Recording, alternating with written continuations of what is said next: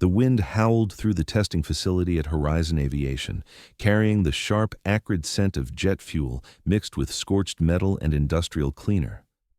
Ryan Bennett knelt on the cold concrete floor, scrubbing an oil stain with the kind of methodical precision that came from months of repetitive work. His hands moved in steady circles, the brush wearing against the stubborn mark that had been there for weeks. Above him, on the steel catwalk that ran the length of the massive hangar, a procession of executives passed in expensive tailored suits, their voices echoing off the high metal walls as they discussed quarterly projections and defense contracts worth millions. Among them walked Catherine Hayes, 34 years old, CEO of Horizon Aviation for exactly 8 months now. Her heels clicked against the metal grating like precise gunshots, each step deliberate and commanding. She moved with the kind of confidence that came from being born into power and spending every day since proving she deserved to keep it. She glanced down through the steel mesh, her eyes sweeping over the janitor below with the kind of casual disdain reserved for things beneath notice. "Careful there," she called out, her voice cutting through the industrial noise with surgical precision. "Don't let your hands touch something you're not qualified to understand. Fighter jets aren't for people who only know how to mop floors and empty trash cans." Laughter rippled through her entourage like a wave. Someone made a joke about janitors with pilot fantasies. Another commented about people who didn't know their place. The mockery was casual, thoughtless, the kind that came easily to people who'd never been on the receiving end. Ryan stayed perfectly still, his hands gripping the mop handle with controlled tension. His eyes lifted briefly toward the sleek F-18 Super Hornet behind the reinforced glass partition, the place where he once belonged, the world he'd lost, the sky that used to be his home. The fighter jet gleamed under the industrial lights, its polished surface reflecting the faces of people who would never understand what it meant to fly one, to trust your life to engineering and skill and the thin margin between survival and catastrophe. Then Ryan returned to scrubbing, his face expressionless, making himself invisible once more. It was a skill he'd perfected over the past 3 years, the art of disappearing in plain sight, of being present but unnoticed, of existing without taking up space that might be noticed. Catherine Hayes had inherited Horizon Aviation 8 months ago under circumstances she still couldn't fully process. Her father, Sterling Hayes, had collapsed in his corner office while reviewing quarterly projections on a Tuesday afternoon. Massive heart attack. The doctor said he was probably dead before he hit the floor. She'd been in London at the time, closing a deal with a European defense contractor, negotiating terms that would have made her father proud. By the time she caught the emergency flight home, racing through 3 airports with her heart in her throat, he was already gone. The office was already empty. The legacy was already hers, whether she wanted it or not. The funeral was private, limited to family and the board of directors. The press conference announcing her succession was flawless, every word carefully chosen, every pause calculated for effect. She'd stood at that podium wearing her armor, a black Armani suit, her hair pulled back severely, her face a perfect mask of controlled grief and confident leadership. The board of directors watched her every move after that, waiting for her to stumble, searching for any sign of weakness, ready to prove that a woman in her early 30s couldn't possibly fill her father's considerable shoes, couldn't possibly command the respect necessary to run a multi-billion-dollar aerospace corporation. So Catherine became harder than steel, colder than the stratosphere, more ruthless than market forces. She fired underperformers without hesitation or second chances, cut entire departments that didn't show immediate returns on investment, restructured operations with the efficiency that left people breathless and occasionally unemployed. She attended charity galas in designer gowns while memorizing profit margins and contract specifications in her head, smiled for cameras while calculating risk assessments and competitive advantages. She lived alone in a glass penthouse on the 42nd floor of a building downtown, with floor-to-ceiling windows that made the entire city below look manageable, controllable, small enough to hold in her hands. The apartment was pristine, minimalist furniture in shades of gray and white, no photographs cluttering the surfaces, no personal touches that might suggest vulnerability or sentiment, just Clean lines, expensive art she'd inherited but never really looked at, and those massive windows that turned the messy, complicated world outside into something distant and abstract. She woke at exactly 4:45 every morning, ran 7 miles along the waterfront regardless of weather, rain, snow, summer heat, winter ice, pushing her body until her lungs burned and her legs screamed, proving to herself every single day that she was strong enough, disciplined enough, hard enough. She was at her desk by 6:30, reviewing overnight reports from manufacturing facilities in Germany, Singapore, and Brazil, responding to emails from contractors and military liaisons, making decisions before most people had finished their first cup of coffee. She had exactly 3 numbers saved in her personal phone: her executive assistant, who managed her impossible schedule, her corporate lawyer, who handled the endless legal complexities, and her father's former private nurse, who sent weekly updates on the scholarship fund established in his name, the one concession to sentiment she'd allowed herself. That was sufficient. That was all she needed. Anything more was weakness, distraction, a potential vulnerability that could be exploited. To Catherine, the world divided neatly into 2 categories that explained everything: those who flew and those who fell, winners and losers, the strong and the weak, those who commanded the sky and those who were crushed beneath it. And once you fell, you didn't deserve to look back up. You certainly didn't deserve sympathy or second chances. Her father had taught her that respect was earned through dominance, that sympathy was just weakness dressed in pretty words, that sentiment was a luxury successful people couldn't afford. She'd learned the lesson well, absorbed it completely, maybe too completely. Every night before bed, she stood in front of her bathroom mirror practicing his expression, the one that said nothing could touch her, nothing could hurt her, nothing could make her falter or doubt or break. But something already had, and she couldn't admit it even to herself. Ryan Bennett had fallen a long time ago, and unlike Catherine's tidy categories, he'd learned that falling didn't mean you stopped being human. He was 37 now, but the scars on his back, the ones that never quite stopped aching when the weather changed, made him feel decades older, like he was carrying years that didn't belong to him. He'd been a fighter pilot in the United States Air Force, flying F-18 Super Hornets with the Phoenix Squadron, an elite unit whose missions were still classified, whose operations were conducted in places the government officially denied sending anyone, whose very existence was a matter of plausible deniability. For 6 years, he'd flown over mountains and deserts in hostile territory, pulled maneuvers that defied physics and common sense, completed operations that would never be publicly acknowledged, saved lives that would never know his name. The Phoenix Squadron was legendary among those with clearance to know and completely invisible to everyone else. They were ghosts in the sky, and Ryan had been one of the best. Then came the mission over Arizona that changed everything. The official story, the one in the heavily redacted reports, the one that made it into classified briefings, called it a routine training exercise that went catastrophically wrong due to equipment malfunction. All pilots lost. No survivors. The Phoenix Squadron effectively ceased to exist in that moment, wiped from active duty rosters, memorialized in classified documents that would stay sealed for decades. But Ryan knew the truth, the parts that would never make it into any report.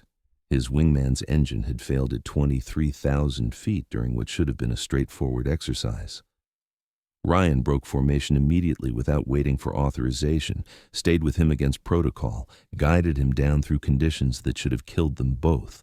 Turbulence that tossed their jets like toys, visibility that dropped to near zero, system failures cascading faster than they could compensate. They both survived the landing, ejecting successfully over the Arizona desert. But Ryan's jet took shrapnel during the descent from what the official report vaguely termed mechanical failure. But what Ryan knew was something else entirely, something he'd been ordered never to discuss. He spent 3 days in the desert before the rescue team finally located them. 3 days with a fractured spine, broken ribs, and injuries that would end his flying career before the doctors even finished their initial examination. The injury to his spine was severe enough to ground him permanently. The orthopedic specialists were clinically blunt. He'd walk, he'd function normally in most respects, but he'd never again handle the extreme G-forces of combat flying. One wrong move under those conditions, and he'd be paralyzed from the waist down. He was honorably discharged 6 months later with a medal he never wore, commendations he kept in a drawer he never opened, and a service record that officially listed him as killed in training exercise to maintain operational security. His wife, Jessica, had been his anchor during the brutal months of physical therapy that followed, the one person who saw him at his weakest and loved him anyway. She'd been a teacher, patient and kind, the sort of person who remembered everyone's birthday and left encouraging notes in unexpected places. But cancer took her 18 months after his discharge, moving so aggressively that the oncologists used words like unprecedented and remarkably fast-moving in voices that really meant, "There's nothing we can do." She died on a Tuesday morning in late autumn, holding his hand, while he sat beside her hospital bed and tried to be strong and failed completely. Now he lived in a modest 2-bedroom apartment in a neighborhood that had seen better days, with his 9-year-old daughter Emma, who had inherited her mother's warm, expressive eyes and his stubborn love for the sky, his need to understand how things worked. Every night he told her stories before bed, stories about flying, about clouds that looked like mountains from above, and stars that guided pilots home when all the instruments failed, about the impossible beauty of watching sunrise from 30,000 feet. But he never told her why he stopped flying, never told her about the official story that the Phoenix Squadron had been lost in a training accident, that all pilots were presumed dead, that their service was classified, and their sacrifice would never be publicly acknowledged or honored. Never told her that according to official records, her father died in the Arizona desert nearly a decade ago. The medical bills from Jessica's treatment had emptied every penny of their savings and then some. He'd sold their house, their second car, anything of value. Veteran benefits covered some expenses, but the gap between some and enough was a chasm he fell into every month when the bills arrived. So he took the only job he could find that met his very specific requirements. It didn't require standing for 12-hour shifts that his damaged back couldn't handle. It paid enough to cover rent and Emma's basic needs. And critically, it had hours that let him drop Emma off at school every morning and pick her up every afternoon. Janitorial work at Horizon Aviation checked all those boxes.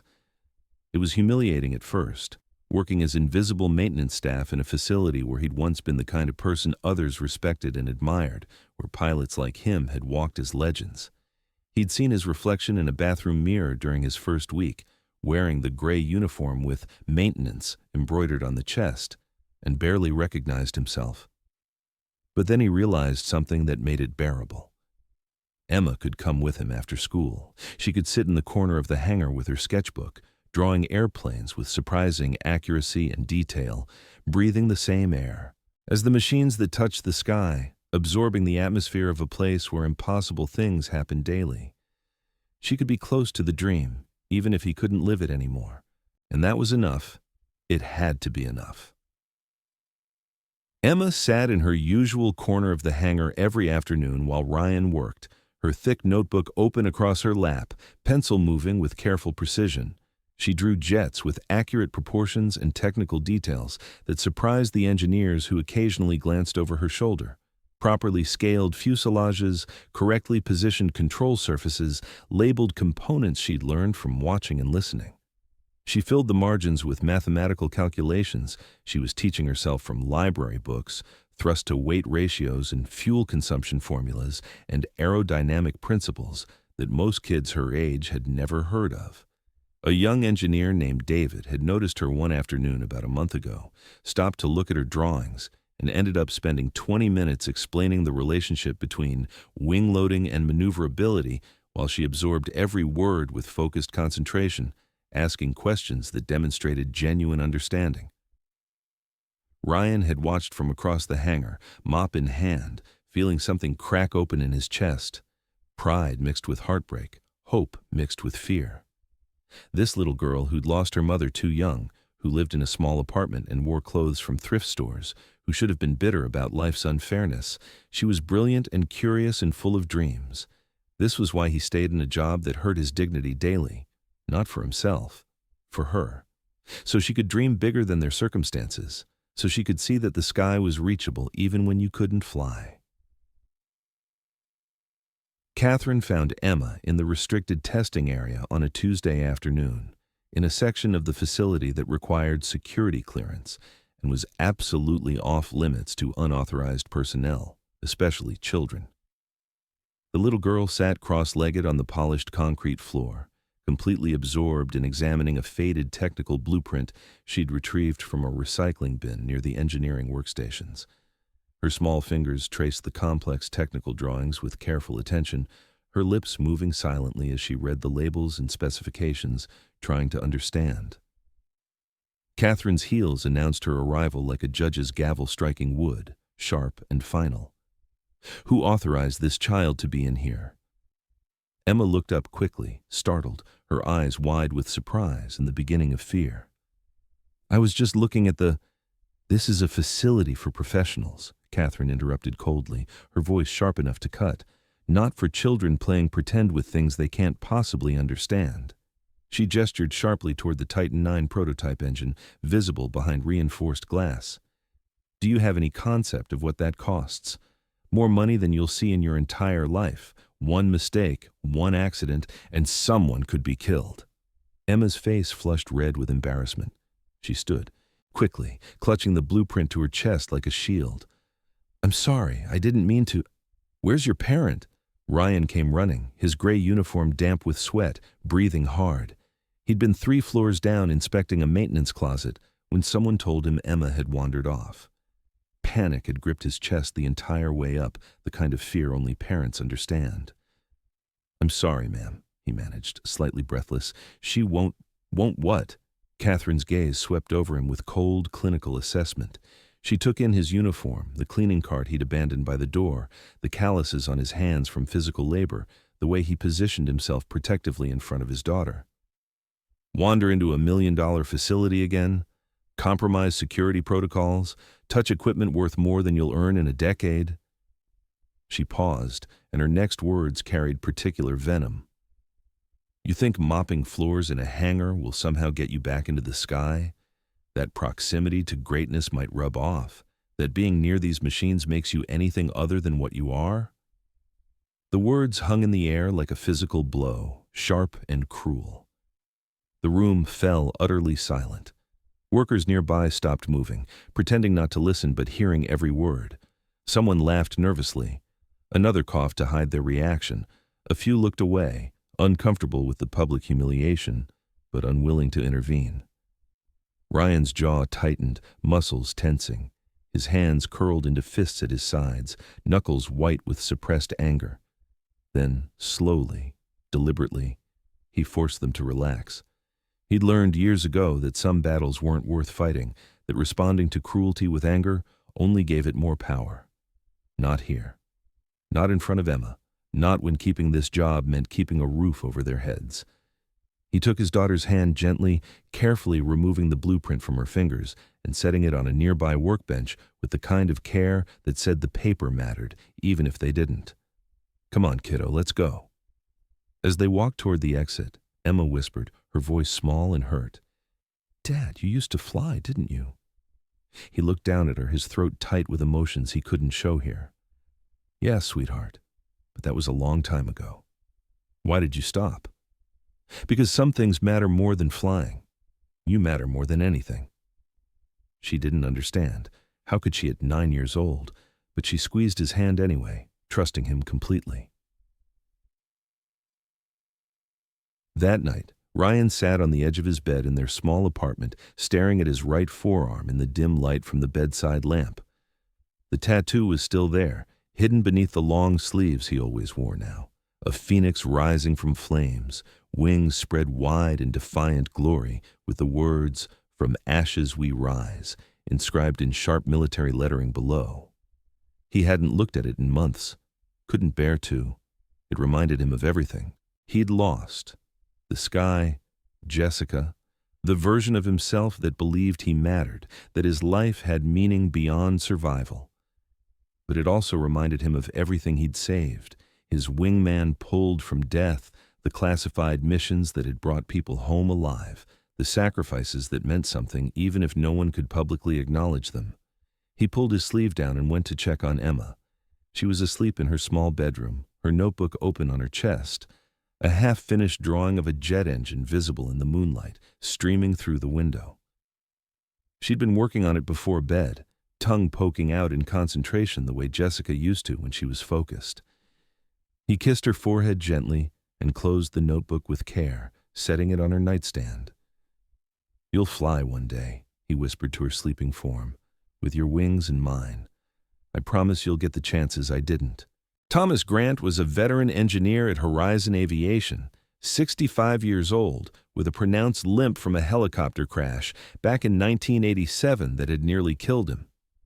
He'd seen countless faces come and go over his 4 decades in aerospace engineering, watched countless people pass through these facilities. But something about Ryan Bennett stuck with him, nagged at his attention in ways he couldn't quite explain.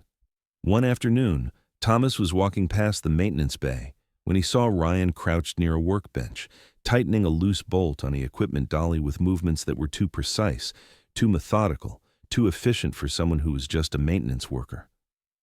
The way Ryan moved, the economy of motion, the unconscious competence, the way his hands seemed to know what to do before his brain consciously decided, reminded Thomas of someone, not a janitor, a pilot.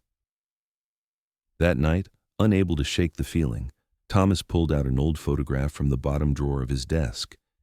It was a group shot from a military ceremony in 2013, honoring classified operations somewhere in the Middle East. The photo was deliberately grainy, faces partially shadowed to protect identities and maintain operational security, but Thomas had been there as a civilian contractor. He'd shaken hands with several pilots that night. He squinted at the faces in the photograph, then his eyes widened with sudden recognition.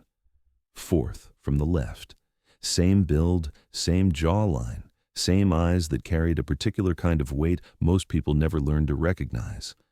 The man in the photo wore a dress uniform with medals across his chest, standing at attention with a slight smile that didn't quite reach his eyes, the smile of someone doing what was expected while thinking about something else entirely. The man in the hangar wore a janitor's uniform, moved like a ghost through the facility, and never smiled at all. But Thomas knew what he was seeing. He'd seen enough combat veterans, enough pilots, enough people carrying invisible burdens to recognize it anywhere. The next morning, Thomas approached a younger colleague named Sarah in the break room. She was scrolling through her phone, barely paying attention as he poured coffee with hands that shook slightly. "You ever hear about the Phoenix Squadron?" he asked quietly, casually, like he was making small talk. Sarah shrugged vaguely, not looking up. "Vaguely? Weren't they all killed in some training accident? Arizona, like 10 years ago?" "That's the official story," Thomas said carefully. "Desert training exercise gone wrong. Equipment failure across multiple aircraft. All pilots lost. Declared dead." He nodded subtly toward where Ryan was working across the hangar. "But I don't think they all died. Look at him. Really look. The way he moves. The way he looks at the jets. That's not someone who just cleans. That's someone who flew. Someone who lived in the sky." Sarah laughed uncertainly, finally glancing up. "Come on, Thomas. If he was some decorated war hero, why would he be mopping floors? That doesn't make sense. Because heroes don't always get happy endings. Sometimes they just get survival and bills to pay."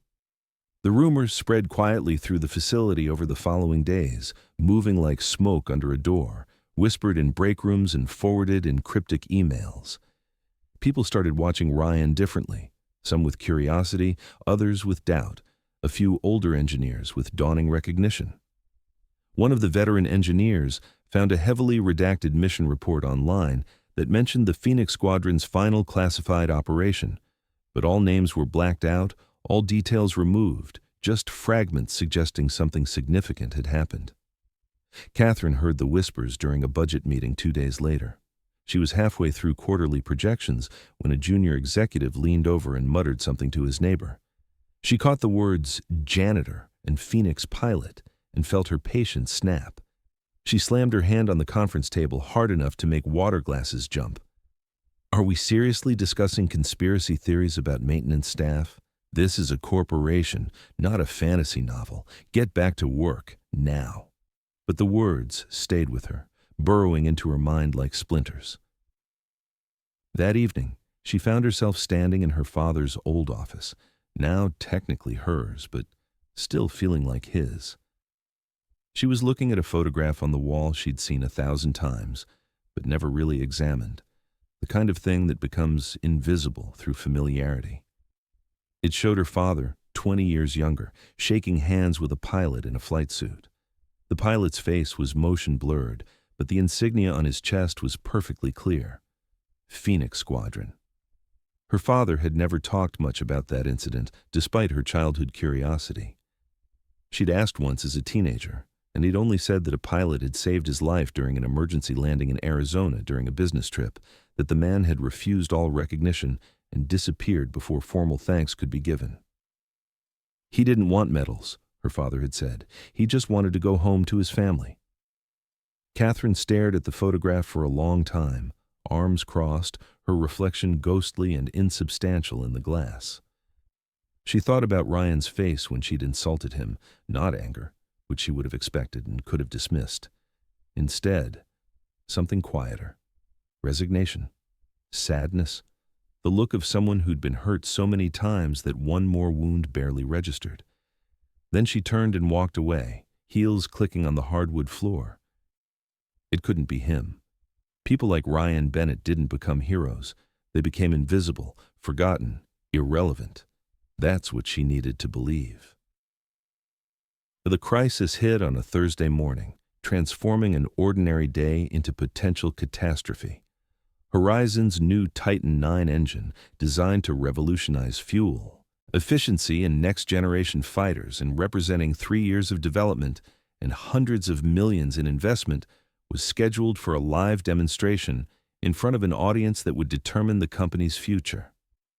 Defense contractors with billion-dollar budgets, military officials with procurement authority, journalists from aerospace publications, a senator from the Armed Services Committee whose vote could mean everything.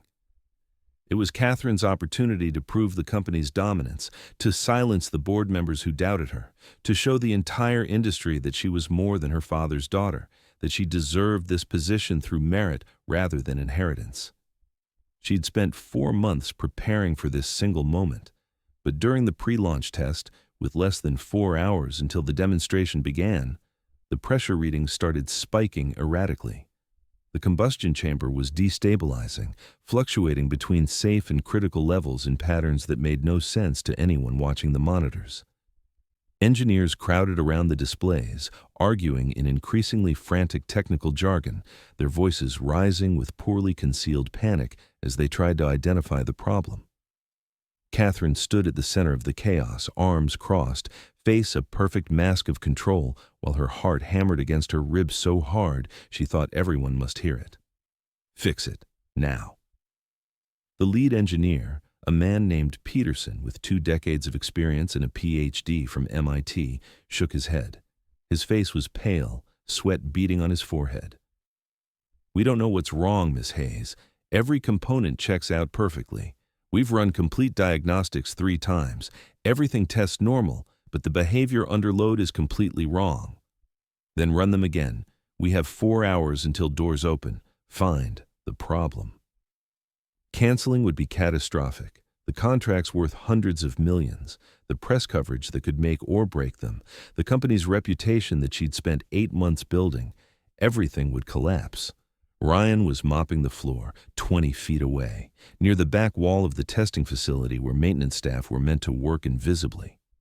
He'd learned to make himself effectively invisible during high-stress moments, to work quietly and avoid any attention that might remind people he existed. But he couldn't help glancing at the schematic projected on the massive main screen, decades of training making his eyes automatically analyze the technical drawing. He saw it immediately. The kind of mistake that would be invisible to diagnostics, but catastrophic under operational conditions. The tertiary coolant valve was installed backwards, reversed flow direction. It would create a pressure feedback loop at high altitude, destabilizing the entire combustion system and potentially causing catastrophic failure somewhere above 20,000 feet. Exactly the kind of mistake that killed pilots. He'd seen it once before, on a training exercise that had nearly cost 3 lives. He hesitated, frozen by conflicting impulses. This wasn't his place. He was a janitor. He had no authority, no credentials, no standing to speak up, and he'd just been publicly humiliated by this woman 2 days ago. But then he thought of Emma drawing airplanes in her notebook, dreaming of a future in the sky. He thought of the pilots who would eventually fly jets equipped with this engine if it went into production. He thought of his wingman, the one he'd saved, the one who got to go home to his family because Ryan had refused to leave him behind. He set down his mop with deliberate care and stepped forward, his heart racing. "Excuse me." Catherine turned sharply, irritation flashing across her features like lightning. "What?" "The tertiary coolant valve." His voice was steady despite his nervousness.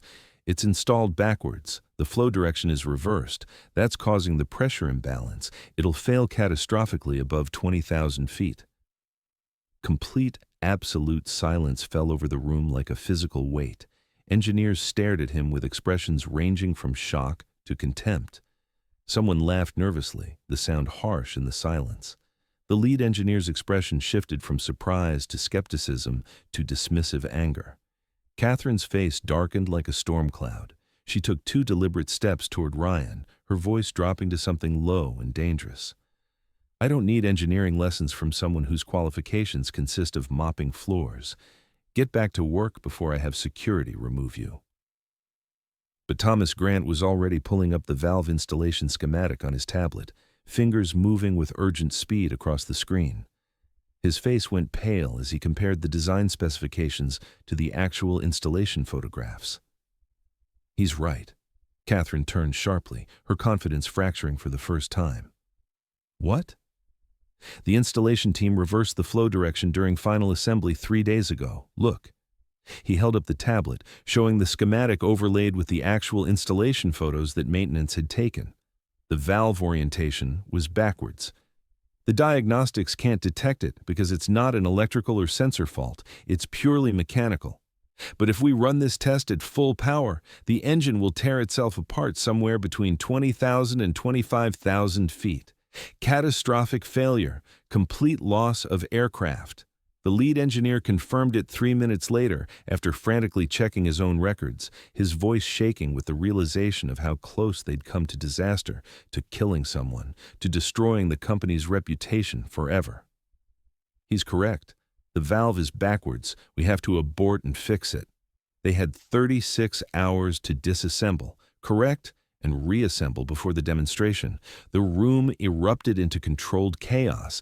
Engineers scattered, grabbing tools, pulling up technical documents, shouting instructions to fabrication teams. The schedule was completely scrapped and rebuilt.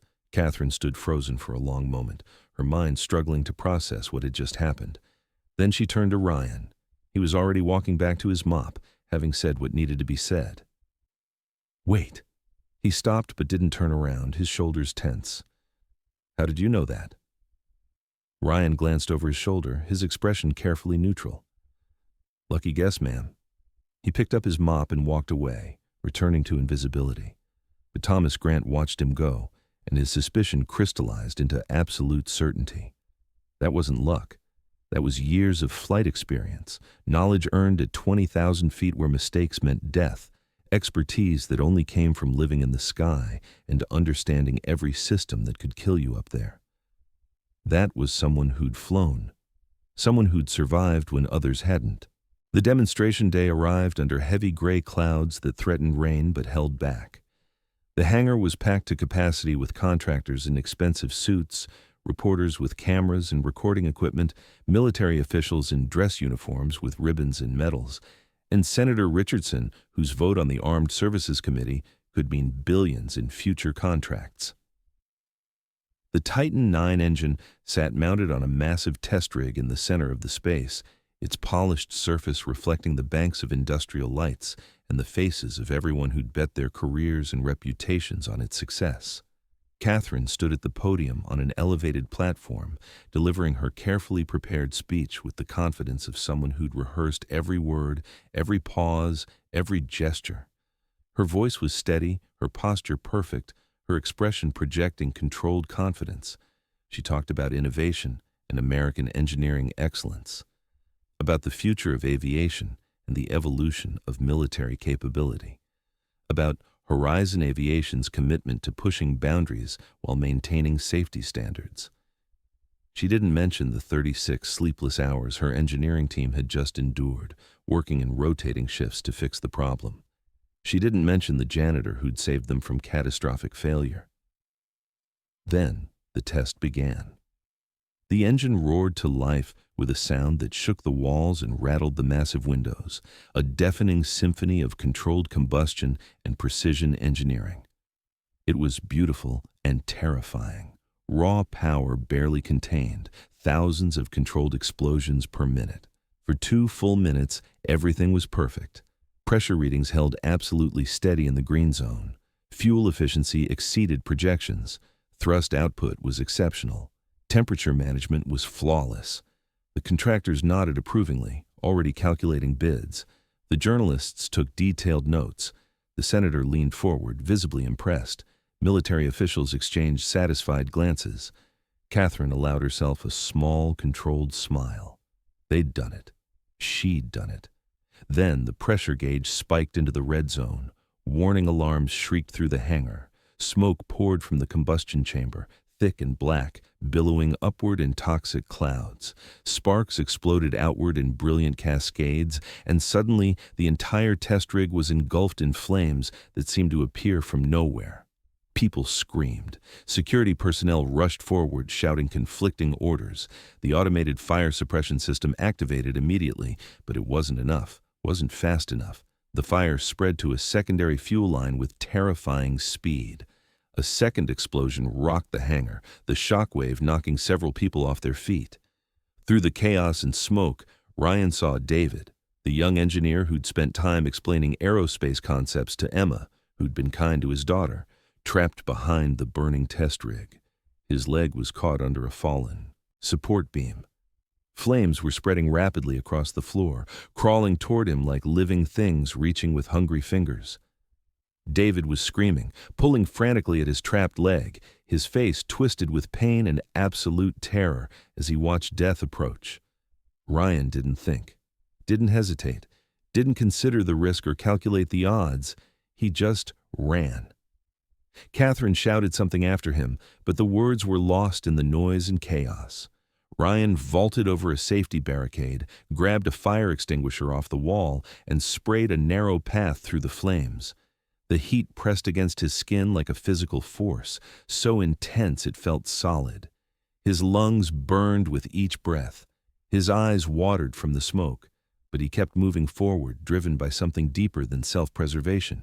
He reached David, who was coughing violently, his face streaked with soot and tears, his hands bleeding from trying to lift the beam that trapped him.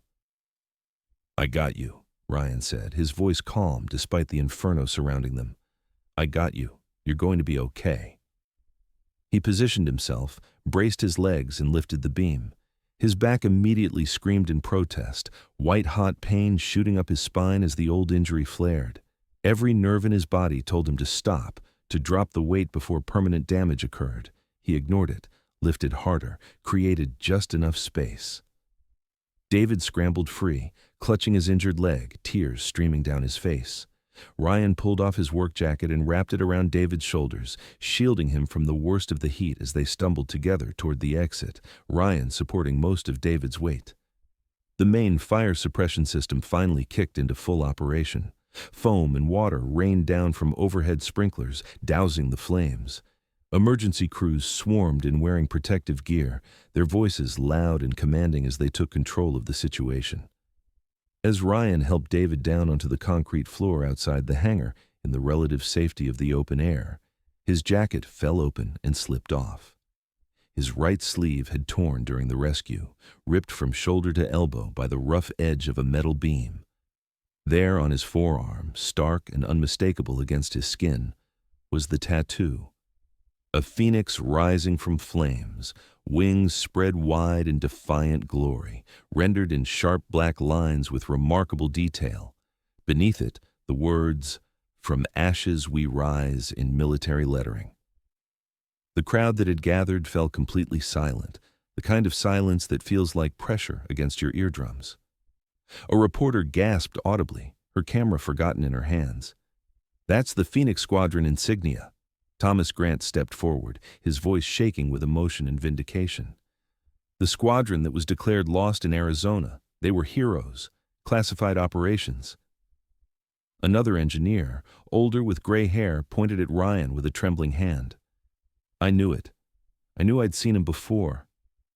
I was at the ceremony in 2013. A journalist pulled out her phone frantically, found a heavily redacted photo from a military archive.